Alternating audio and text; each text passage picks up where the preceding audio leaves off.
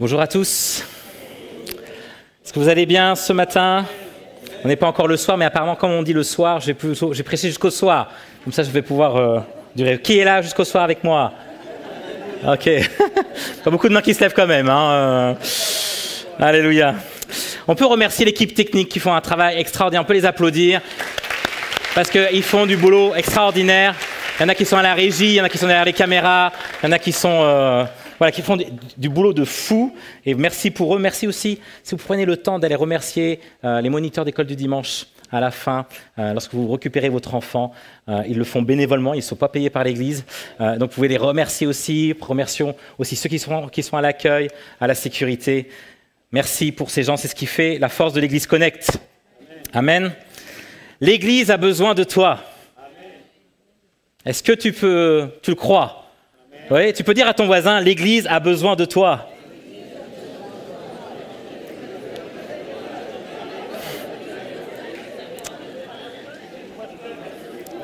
Oui. Alors, je vous demande pas non plus de raconter votre vie en même temps, c'est juste une phrase. L'Église a besoin de toi. Le service a une place importante. Et moi, je suis convaincu que plus on est nombreux à servir, plus on aura un impact dans ce quartier, autour de nous, dans le monde spirituel aussi. Et j'ai l'impression que parfois, on n'est pas à notre capacité. Vous savez, c'est comme une batterie de téléphone. On est peut-être à 20%. Mais imaginons qu'on est à 100%. On peut donner à 100%, même à 200%. On est tout feu, tout flamme. Moi, je suis convaincu qu'on peut faire des choses extraordinaires. Avec 12 disciples, Jésus a changé le monde. C'est vrai ou pas? Et ce n'est pas les plus parfaits. Donc, on n'a pas besoin de gens parfaits. Mais vous allez voir, on en parlera aussi tout à l'heure, mais on a 20 activités qui ont besoin d'être pourvues de personnes. Il y a 20 activités où on a besoin que vous puissiez vous investir. On a compté à peu près plus de 60 postes qu'on a besoin de pourvoir pour le bon fonctionnement de l'Église. Et si jamais tu veux t'investir dans l'évangélisation ou les SDF, prendre du temps avec les sans-abri, distribuer les colis alimentaires, il y a aussi des temps où on va aussi travailler, on a besoin d'aide pour la technique, pour la communication. Mais il y a tellement de besoins ici. Et plus on est nombreux, plus on aura un impact. Et puis même si tu n'es pas doué pour quoi que ce soit, on a besoin aussi de temps de toi pour la prière, n'est-ce pas Cécile? On a besoin de gens qui se lèvent dans la prière, il y a un groupe d'intercession, on a besoin de gens qui se lèvent pour prier. Nous avons besoin de toi, l'Église Connect a besoin de toi. Et ce n'est pas rendre service à l'Église. Si on vous pousse aussi, forcément ça nous rend service, je ne vous cache pas. C'est vrai que ça nous aide pas mal. Mais il y a une portée spirituelle dans le service. Et c'est ce que je veux vous apporter ce matin. Très souvent, on a une mauvaise compréhension de ce qu'est le service. Alors on va dire oui, je vais plutôt rendre service à l'Église, mais c'est plus que cela. Et nous allons voir ce qu'est le service aux yeux de Jésus, de voir pourquoi il faut servir et comment servir. Regardons, Jésus est un exemple, est un modèle. Et Jésus va nous montrer comment servir. Il va nous apprendre à servir, l'importance de service. Et vous allez voir que tout va commencer par une contestation. Les disciples, c'était pas évident. C'était pas évident de travailler avec les disciples. Et parfois, ils sont souvent dans une rivalité. Et justement, il y a un moment où il y a une rivalité. Regardez, au Luc 22, il y a eu aussi une rivalité entre les disciples pour déterminer qui devait être considéré comme le plus grand parmi eux. Il y avait un besoin de se dire « Hé, attends, Jésus, qui est le plus grand ?» On ne parle pas de taille, sinon c'est pas moi. Mais qui est le plus grand? Qui est le plus grand? Qui pourrait avoir ce titre? Je suis le plus grand. Qui pourrait avoir ce titre-là? Qui pourrait peut-être avoir plus de diplômes? Qui te montre qui est le plus grand? Dis-moi, dis-nous. Ça me rappelle l'histoire, je ne sais pas si je vais peut-être déjà raconter cette histoire-là, mais l'histoire du pasteur, d'un petit garçon et de l'homme qui a le plus de diplômes qui sont dans l'avion. Et ils prennent l'avion ensemble, et ils sont c'est un petit avion forcément, ils sont tous les trois dans l'avion, et puis pendant ils sont en train de voler, tout d'un coup, ils voient qu'il y a des turbulences, et puis ils voient le pilote sortir de la cabine, et il met son saut en parachute, il ouvre la porte, et il saute. Et là, ils sont plus que tous les trois dans l'avion, ils sont en train de paniquer, on se dit mais qu'est-ce qu'on fait? Et en plus, il n'y avait que 2 parachutes, et ils sont encore 3 dans l'avion. Et alors... le gars le plus intelligent, qui a le plus de diplômes, il dit, écoutez les gars, mais écoutez le pasteur, écoutez le garçon, mais je suis désolé, mais moi, le monde a besoin de moi. Alors voilà, il prend son parachute et il saute. Et là, il n'y a plus qu'un parachute, et il se retrouve avec le pasteur et le petit garçon, il dit, mais comment on va faire et tout. Alors le pasteur, il dit, écoute, moi je sais où je vais. Je sais où je vais. Je peux, t'inquiète pas, prends ce parachute, prends-le. Et le petit garçon, il dit, ah bah c'est pas la peine parce que l'homme le plus intelligent, il a pris mon cartable.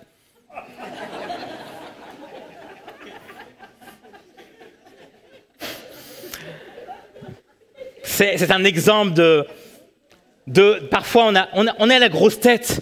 On se dit, mais qui est le plus grand? Et les disciples ont été comme ça, c'est incroyable. Ils ont pris du temps avec Jésus, ils ont passé du temps avec Jésus. Jésus parlait d'humilité, Jésus dans l'enseignement parlait d'amour. Et là, d'un coup, ils se sont sortis en disant, mais qui est le plus grand? Il y avait un besoin de reconnaissance, ils avaient besoin d'un titre peut-être. Alors peut-être que le disciple le plus vieux va dire, ah attends, moi j'étais appelé le premier par Jésus. Ça doit être certainement moi qui est le plus grand. Peut-être Pierre qui va dire, ah wow. Moi j'ai marché avec Jésus sur l'eau, hein. C'est que certainement moi le plus grand. Matthieu qui va certainement dire, je suis collecteur d'impôts. Moi, je sais compter. Hein. Vous êtes que des pêcheurs. Hein, donc, Ou il y en a peut-être d'autres qui vont dire, écoute, moi, j'ai peut-être guéri plus de personnes que toi. Ou je suis dans le cercle intime de Jésus. Toi, tu n'y es pas. Ou peut-être que Jean va dire, moi, je suis aimé par Jésus. Je suis celui qui... Je ne sais pas quel combat, quelle rivalité ils avaient entre eux. Mais très souvent, nous réfléchissons comme cela. Alors, forcément, on ne va pas dire qui est le plus grand. Ça serait un petit peu présomptueux. Parfois, on dit, mais moi, j'ai plus d'expérience avec Dieu. Je n'ai pas envie d'être considéré comme petit. Ou moi, j'ai vécu des choses extraordinaires avec Dieu. Ou moi, j'ai un statut social plus important. Ou je suis chrétien depuis longtemps. Ou je prends tellement plus de temps dans l'intimité. Bon, on ne le dit pas comme ça, c'est vrai. Pas ici, en tout cas, désolé. Non, pas ici. Mais c'est très subtil parfois. Très subtil, on se dit, mais j'ai pas besoin. J'ai pas besoin qu'on me considère comme petit. Finalement, j'ai assez donné. Je dois montrer que j'existe. Je dois montrer que je suis là. Et Jésus va parler, il va dire, Jésus leur dit, les rois des nations dominent sur leur peuple et ceux qui exercent le pouvoir se font appeler bienfaiteurs. Il faut savoir qu'à l'époque de Jésus, Jésus va parler au monde, il va parler que dans le monde, il y avait des bienfaiteurs. Et les bienfaiteurs, vous savez, c'était l'idée c'était les rois qui se disaient bienfaiteurs. Et ils faisaient des cérémonies entre eux. Et ils avaient vraiment l'idée de montrer qu'ils sont des bienfaiteurs. Et il y avait des titres honorifiques. Il y avait des moments où on se montrait l'un l'autre. On faisait des cérémonies publiques. Et parfois on dit, voilà, on va donner ce roi-là le titre de, je sais pas quoi, un titre. Et le peuple devait être présent. Le peuple devait être là pour acclamer. Mais finalement, ils se servent eux-mêmes. Parce qu'ils vont se donner des titres. C'est eux-mêmes qui donnent ce titre de bienfaiteur. Et il fallait que le peuple donne le nom de bienfaiteur.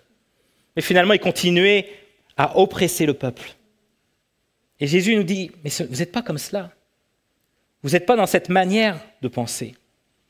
Et il va dire que cela ne soit pas votre cas, mais que le plus grand parmi vous soit comme le plus jeune, et celui qui commande comme celui qui sert. Il va dire, mais que ce ne soit pas ce cas-là. Le monde a une manière de fonctionner. Le monde a une manière de faire. On voit bien, franchement, qu'avant les élections, on voit pas mal de politiciens qui se baladent pour serrer les mains dans la rue. Hein. C'est vrai ou pas? Dès qu'on a un enjeu, il y a toujours... moi je suis français, donc Emmanuel Macron, enfin peu importe quel président, mais toujours ils vont faire une campagne, ils vont toujours soutenir, et beaucoup plus avant les élections. Ou par exemple des roues goudronnées qui sont faites juste avant aussi des élections. Hein. C'est vrai, parfois les routes sont pleines de trous, et puis d'un coup, juste avant, les roues sont toutes belles. Et parfois, on essaye de manipuler les gens. Et le monde est comme ça. Le monde cherche à manipuler pour eux-mêmes finalement. Et Jésus va dire, mais que ce ne soit pas votre cas. C'est pas comme ça, vous ne devez pas avoir la pensée du monde. La pensée du monde est complètement contraire. que la pensée biblique. Il y a une mentalité qui est complètement inversée. Ne te considère pas comme le plus vieux, mais comme le plus jeune. Ne te considère pas comme celui qui commande, mais comme celui qui sert. C'est l'inverse. Tu dois avoir une mentalité complètement inverse. Parce que si tu penses comme le monde pense, eh bien, c'est pas la peine de... C'est pas cela un disciple. C'est pas une rivalité. Et il va continuer, en effet, qui est le plus grand? Celui qui est à table ou celui qui sert? N'est-ce pas celui qui est à table? Et moi, cependant, je suis au milieu de vous comme celui qui sert. Et Jésus va mettre de l'ordre dans nos conceptions. Il va se présenter comme celui qui sert. Non mais vous imaginez, ça fait des mois, des années qu'ils sont avec Jésus.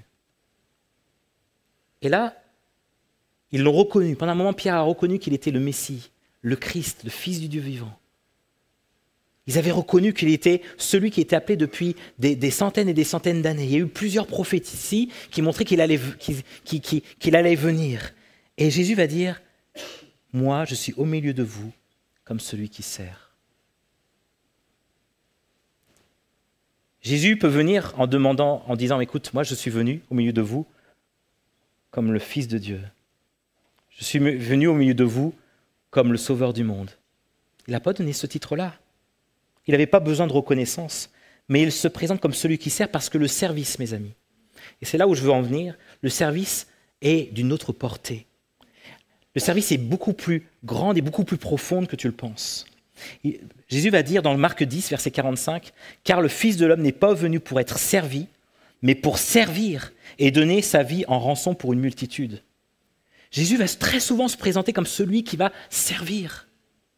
Alors qu'il pouvait, excusez-moi du mot, il pouvait se la péter. Mais il va se présenter comme celui qui sert. Et le moment le plus difficile, le moment le plus choquant, c'est au moment où il va laver les pieds des disciples. Alors que ce moment, en plus c'est juste avant la croix, pendant le temps de repas de la Sainte Seine, il va prendre les pieds des disciples. Et même Pierre, il est choqué par rapport à ça. Il dit, mais non, mais c'est à moi de laver tes pieds.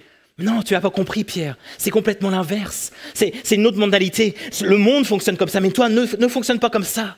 Il y a une autre mentalité. Et il va dire, Jean 13, versets 14 à 17, « Si donc je vous ai lavé les pieds, moi, le Seigneur et le Maître, il va dire, moi, le Seigneur et le Maître, si je vous ai lavé les pieds, vous devez aussi vous laver les pieds les uns aux autres, car je vous ai donné un exemple, afin que vous fassiez comme je vous ai fait. En vérité, je vous le dis, le serviteur n'est pas plus grand que son Seigneur, ni l'apôtre plus grand que celui qui l'a envoyé. Si vous savez cela, vous êtes heureux, pourvu que vous le mettiez en pratique. » C'était le point le plus difficile pour les disciples de comprendre.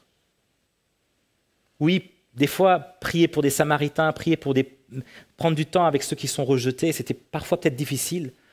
Mais à la fin de ces 3 ans et demi, il va terminer à donner une dernière leçon. Une dernière leçon beaucoup plus profonde, parce que tellement beaucoup plus important pour chacun de nous. Celui de servir l'autre et de se rabaisser. Parce que servir les gens autour de nous fait partie de la vie de disciple. Il le dit, car je vous ai donné un exemple, afin que vous fassiez comme je vous ai fait. Peu importe la forme que prend le service. Peu importe la manière que tu sers. Le fait de servir a une place intégrale dans la vie de disciple. Pourquoi? Parce que quand je sers, je bénis l'autre. Quand je sers, l'autre se sent béni. Surtout celui qui est le plus dans le coin, le plus rejeté. Mais quand je sers, je suis aussi béni en retour. Parce que moi j'aime énormément par exemple de faire les entretiens de baptême. J'aime énormément ça. Et je prends du temps à prendre du temps. Je prends du temps avec les gens pour leur expliquer ce que c'est que l'évangile, ce que c'est que Dieu, ce que c'est que le baptême. Et parfois je vois, il y a tellement un enthousiasme. Et en fait, ils nous bénissent dans leur manière de vivre leur foi, dans la manière de vivre les choses. Et oui, je prends du temps à les servir pour les amener au baptême. Mais d'un autre côté, je suis béni en retour. Je suis tellement béni de prendre ce moment-là. Quand je sers aussi, cela me garde dans l'humilité. Ça me permet de dire, oui, lorsque je sers, ça veut dire que c'est pas moi qui me fait servir, je sers l'autre et ça me garde dans l'humilité, ça garde mes pensées, ça me garde dans cet esprit de dire que l'autre est beaucoup plus grand que moi. Alors servir Dieu n'est pas rendre service à l'Église. Parce que l'organisation a besoin d'un coup de main, je vous l'ai dit tout à l'heure. C'est vrai que nous avons besoin d'un coup de main. Mais il s'agit de se mettre au service des autres, parce qu'il y a un impact non seulement physique, mais aussi, dans pratique plutôt, mais aussi spirituel. Il y a un impact dans notre vie spirituelle. Mais lorsque nous servons, le point le plus important, pourquoi nous devons servir? Parce que on oublie cela. Pourquoi nous devons servir? Le plus important, c'est que nous répondons à l'invitation de Christ, qui nous demande de servir, où nous imitons Christ et nous devenons toujours plus semblables à lui. Il y a donc une importance de servir les autres. Alors, s'il y a une importance, je vous rassure, il n'y a pas d'obligation. Ça, c'est important de comprendre. Si un jour on vous force de servir, vous passez à côté. Et en tout cas, on ne peut pas vous obliger à servir. D'ailleurs, il va dire, si vous savez cela, vous êtes heureux, pourvu que vous le mettiez en pratique. Et le pourvu, c'est vraiment le mot, si c'est le cas, si vous le mettez en pratique. Si vraiment vous mettez en vrai, vous n'êtes pas obligé. Vous n'êtes pas obligé, mais vraiment le terme pourvu, c'est pourvu, c'est oui, vous n'êtes pas obligé, mais quand même, il y a quelque chose que vous allez louper, quoi. Il y a quelque chose que vous loupez parce qu'il y a un moment où vous pouvez être heureux. Et il le dit. Si vous savez ça, vous êtes heureux. Pourvu que vous le mettiez en pratique. Il y a une joie dans le service. Il y a vraiment une source de bonheur à travers le service. Et parfois, c'est pas évident. Parfois, il y a des jours où on est plus fatigué que d'autres. Parfois, il y a des gens qui nous fatiguent plus que d'autres. Mais il y a une source de bonheur. Le service n'est pas une corvée qui nous est imposée. Mais Jésus nous invite à le mettre en pratique. Tu n'es pas obligé de servir, mais si tu sers, si tu mets cela en pratique, tu seras heureux. Et très souvent, on est un peu comme cette première vidéo, je vous montrais. On est un peu comme celui-là. On est un peu comme l'ours. L'ours polaire où on n'a pas trop envie. On y va tranquillement. Servir. On est fatigué. On se traîne, n'est-ce pas? Ou peut-être comme la deuxième vidéo, où finalement on est présent, on essaie d'être présent, mais on s'endort. On est là toujours à s'endormir. Et là, on commence à s'endormir tout doucement. C'est compliqué. La prédication du pasteur Sébastien, c'est fatigant. On est là en train de dire, oh là là, c'est pas évident. Mais nous devons être comme cette vidéo-là.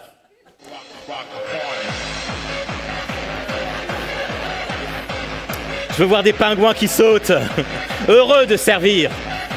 Est-ce qu'il y a des pingouins ici?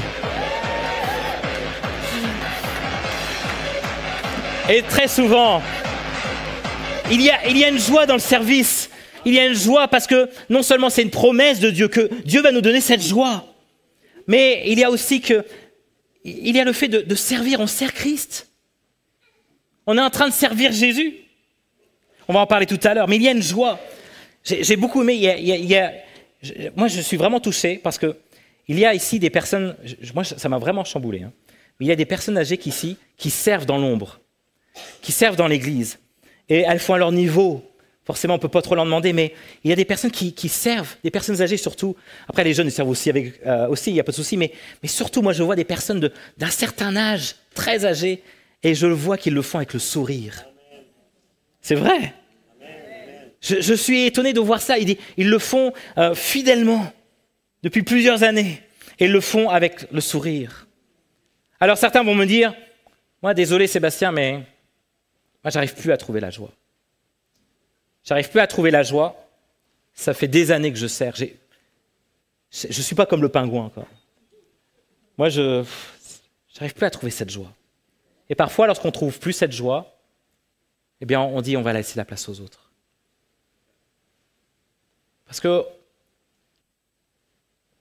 on voit plus l'utilité. On s'est peut-être dit on s'est assez donné ou je sais pas, peu importe les raisons. Et on va regarder un passage encore. Dans Jean 12, verset 26, « Si quelqu'un veut me servir, encore une fois, on n'est pas obligé, vous avez vu, si quelqu'un, pas d'obligation, si quelqu'un veut me servir, qu'il me suive.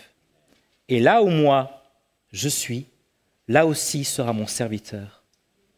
Si quelqu'un veut me servir, c'est le Père qui l'honorera. » Déjà, je trouve ça extraordinaire. Lorsque nous sommes dans le service, c'est le Père lui-même qui va honorer. C'est le Père lui-même qui va honorer. Tu peux dire à ton voisin, avec le doigt comme moi, c'est le Père lui-même qui va t'honorer. C'est le Père lui-même qui va t'honorer. Et c'est pour ça qu'il y a une joie. Il y a une joie. Et si tu as perdu la joie, c'est qu'il y a un élément important qu'il faut que tu comprennes. Regardez encore ce passage. Si quelqu'un veut me servir, qu'il me suive. Généralement, soyons honnêtes, on fait plutôt l'inverse. Généralement, on va dire, si quelqu'un veut me suivre, qu'il me sert. Vrai ou pas ?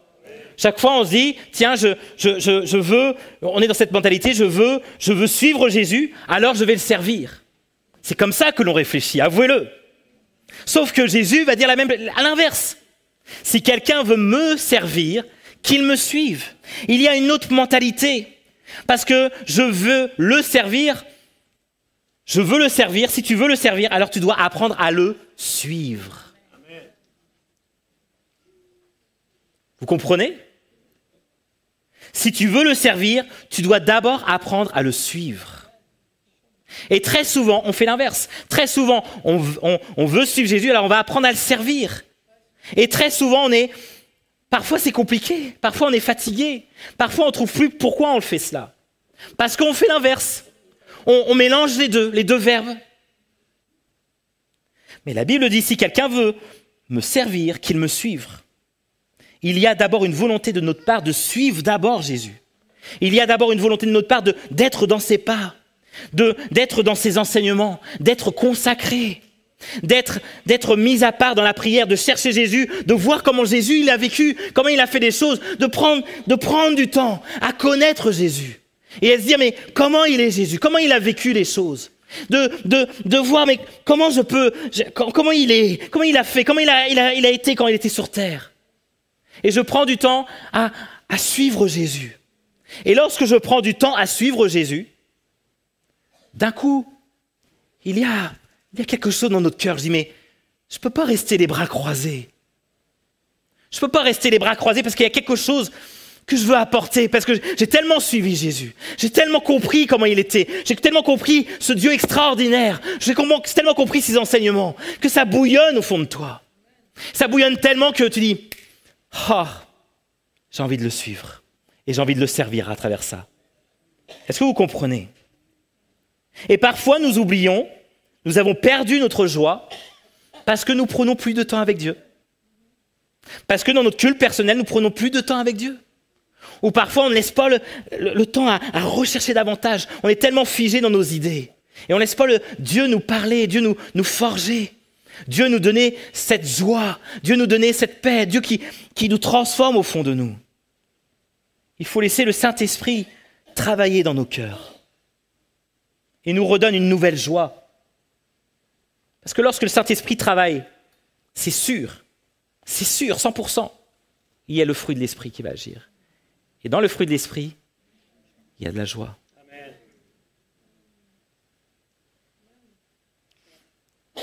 Et puis, dans le fruit de l'Esprit, il y a aussi la bienveillance.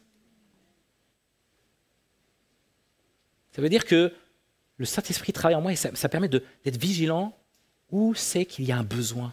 Où c'est que mon frère, ma sœur qui est à côté de moi a besoin. Quels sont les besoins de celui qui est à côté de moi? C'est le Saint-Esprit qui te pousse à cela. Et très souvent, on fait le contraire. On met le Saint-Esprit au deuxième plan.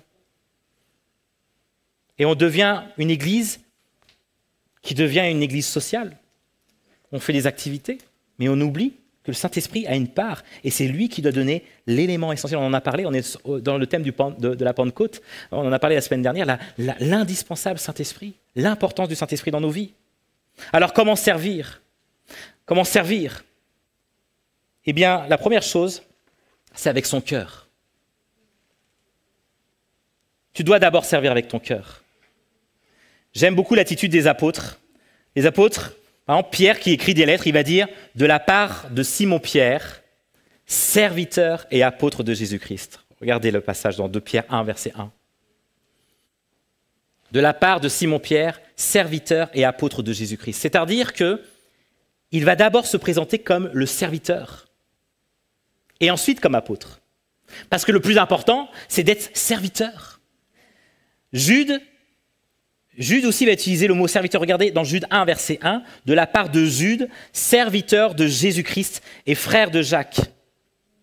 Il va se présenter comme serviteur. Et ce mot serviteur, c'est vraiment me dire le mot esclave.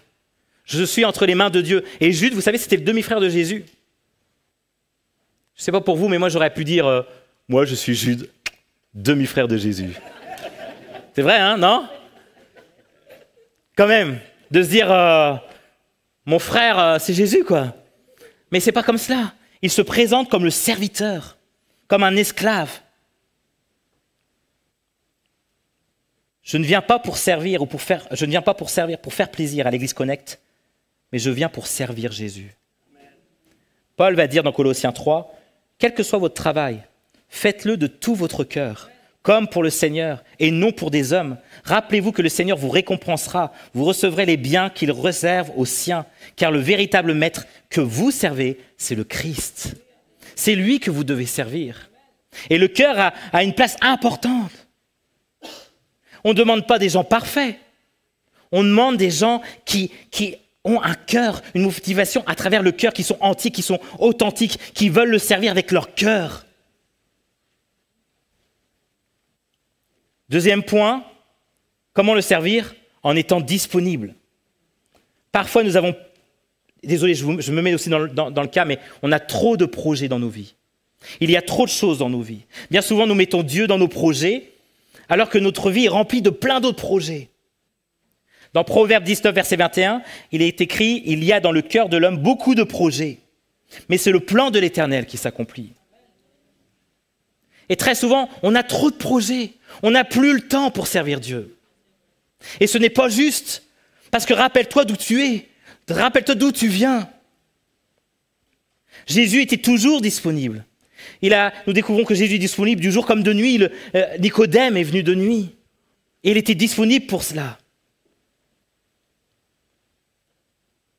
Et très souvent, nous mettons Dieu dans un self-service. Ouais, j'ai vraiment l'image de... Vous savez, quand on va manger au restaurant chinois en général, où il y a des buffets à volonté, et puis c'est à nous de nous lever et de prendre ce qu'on a besoin. Et très souvent, j'ai l'impression que nous, chrétiens, en tant que nous pensons comme cela. C'est-à-dire qu'il y a un buffet devant nous. Alors il y a plein de choses que le monde nous offre, et puis il y a Dieu. Puis tu dis, tiens, je vais prendre un peu de Dieu, et puis je vais prendre un petit peu de monde, et puis un peu de Dieu, et puis on fait un peu de notre sauce, et puis il y a des choses que Dieu nous demande de faire, on dit, non, ça, j'aime pas ça, je vais prendre autre chose. Et très souvent, on est dans cette mentalité d'être comme un self-service. C'est-à-dire, je vais prendre ce qui m'intéresse. Et nous oublions que nous devons honorer et servir Dieu. Un petit geste peut faire la différence. J'ai aimé aussi Paul. Vous savez, Paul, lorsqu'il est devenu chrétien, vous savez, au chemin de Damas, il a rencontré Jésus. Et au bout d'un moment, on lui a redonné la vue. Et puis, on va l'accueillir auprès d'autres chrétiens. Et puis, voilà qu'il arrive auprès de disciples. Mais quand les disciples ont vu qui il était, la Bible dit qu'il craignait, parce qu'en fait, Paul était un persécuteur, et le persécuteur qui devait certainement avoir tué des frères, tué des personnes de leur famille dans la foi. Et donc cet homme, ils se sont dit, mais certainement que Paul, c'est un espion. Certainement que Paul vient pour nous tuer, et ils avaient peur. Et certainement que Paul se sentait rejeté, alors que lui, il vient de découvrir Dieu, alors que lui, il vient d'avoir les yeux qui sont ouverts, et il se dit, mais maintenant, je vais servir avec mes frères. Et Paul, il arrivait devant une maison, et les gens craignaient, et ils n'osaient pas l'accueillir. Et très souvent, mes amis, il y a des gens qui sont rejetés aujourd'hui. Rejetés à cause de leur passé, rejetés à cause de leur caractère, rejetés à cause de leurs différences. Mais ce qui est incroyable, c'est que tout le monde veut faire des choses comme Paul. Mais Paul n'aurait pas pu être Paul comme des individus qui ont été peu connus. Il y a eu un geste, un Barnabas, qui lui venait. Et il est venu encourager Paul. Et la Bible dit que Barnabas a pris Paul avec lui. Et il a rassuré les chrétiens. On connaît tous Paul. Mais on a envie d'être des Paul parfois. Mais des petits gestes peuvent faire la différence. Et si Barnabas n'a pas fait ce petit geste, Paul peut-être n'aurait pas pu être ce Paul d'aujourd'hui, que nous connaissons aujourd'hui. Et Barnabas, vous savez ce que ça veut dire? Fils d'encouragement. Et peut-être que vous êtes un Barnabas contemporain. Peut-être que tu peux encourager même celui qui est plus petit, celui qui est plus faible. Amen. Je vais avancer. Comment servir Dieu? Premier point, avec son cœur. Deuxième point, en étant disponible. Troisième point, en refusant les pensées de ce monde.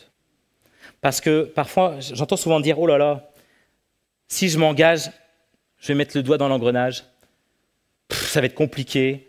Je n'ai pas envie de te mettre là-dedans. Oh non, t'engages pas. Oh là là, non, c'est pas la peine. Hein. » C'est vrai, hein, on dit comme ça souvent ce genre de choses.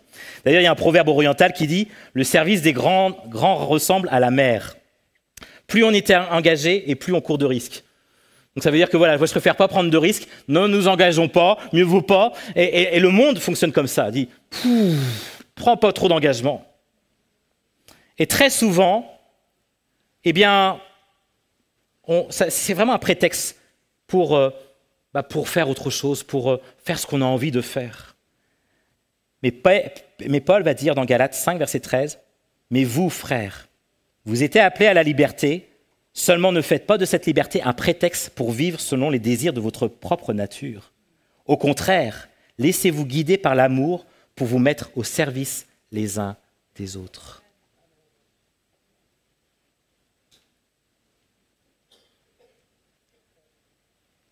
On va fermer les portes. On va éviter que vous sortiez. Non, je rigole.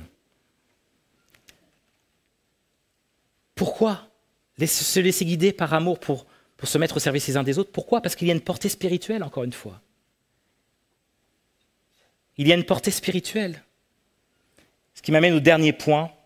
Nous avons besoin de l'aide du Saint-Esprit. Et je reviens sur ce point. Parce que dans Philippiens 2, versets 13 et 15, en effet, c'est Dieu qui produit en vous le vouloir et le faire pour son projet bienveillant. Faites tout sans murmure ni contestation. Arrêtons d'être des ours polaires qui glissent sur la banquise ou des... comment c'est quoi l'animal? Les muriens, c'est pas les muriens. Suricates. Soyons des pingouins, pleins de joie.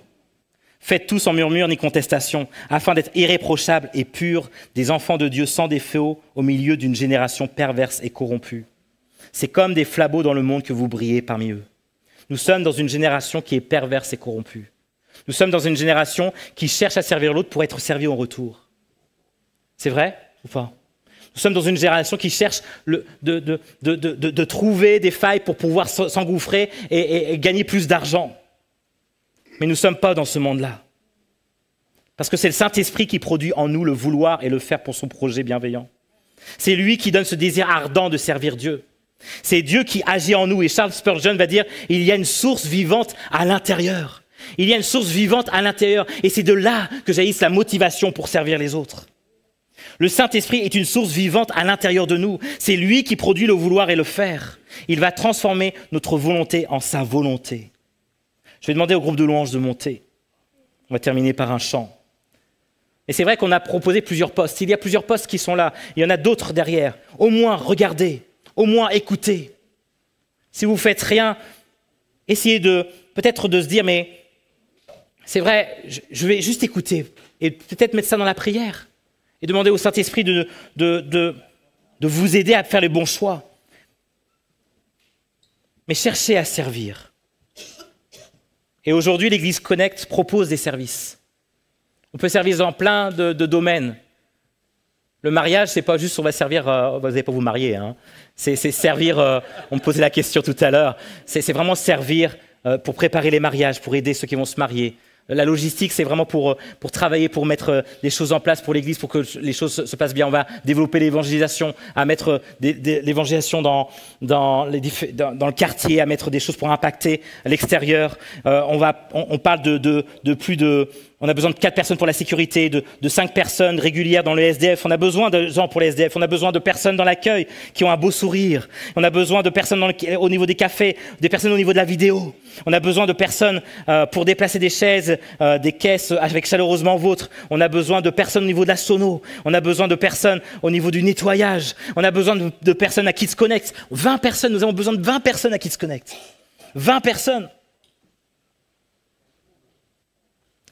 Nous sommes incroyablement bénis d'avoir une centaine d'enfants à l'Église Connect. Mais nous avons besoin d'avoir des personnes derrière, des personnes qui se lèvent. Nous avons besoin il y a tellement de besoins à droite à gauche. Prenez le temps de regarder cela. On vous demandera vos coordonnées et vous serez contactés certainement des activités qui commenceront au mois de septembre. Et on a besoin que l'Église Connect se lève. On a besoin que des gens se lèvent pour impacter le royaume de Dieu. C'est peut-être des petites choses, ça peut être insignifiant, mais les petites choses font la différence. On peut se lever ensemble, je vais prier et on va prendre ce chant. Et après, je laisse la parole à Pasteur Timothée. Seigneur, merci pour ce culte un peu spécial sur le service. Et Seigneur, nous te demandons vraiment d'agir dans les cœurs, dans chaque cœur. Nous avons besoin de toi. Nous avons besoin d'être dirigés par toi. Seigneur, merci pour cette Église. Merci déjà pour tous les gens qui se sont déjà levés. Merci pour ces personnes qui se donnent dimanche après dimanche, semaine après semaine, dans les différentes activités services. Je te demande, Père, de renouveler leurs forces. Je te demande vraiment de poser ta main sur chaque personne qui se donne et qui se disent peut-être « je suis fatigué, je suis épuisé ». Seigneur, je te demande de renouveler leurs forces. Je te demande dans leur culte personnel de retrouver cette joie. Seigneur, l'Église, c'est ton Église, c'est toi qui bâtis l'Église. Et l'Église est le reflet de ton royaume. Et nous voulons vraiment que ce reflet soit le plus beau possible pour que les gens puissent te connaître. On le chante souvent, Seigneur, nous disons te ressembler, Jésus, c'est notre espoir suprême. Seigneur, nous voulons te ressembler. Et toi qui as servi, toi qui nous as montré l'exemple, nous voulons aussi servir. À toi seul la gloire, Père. Amen.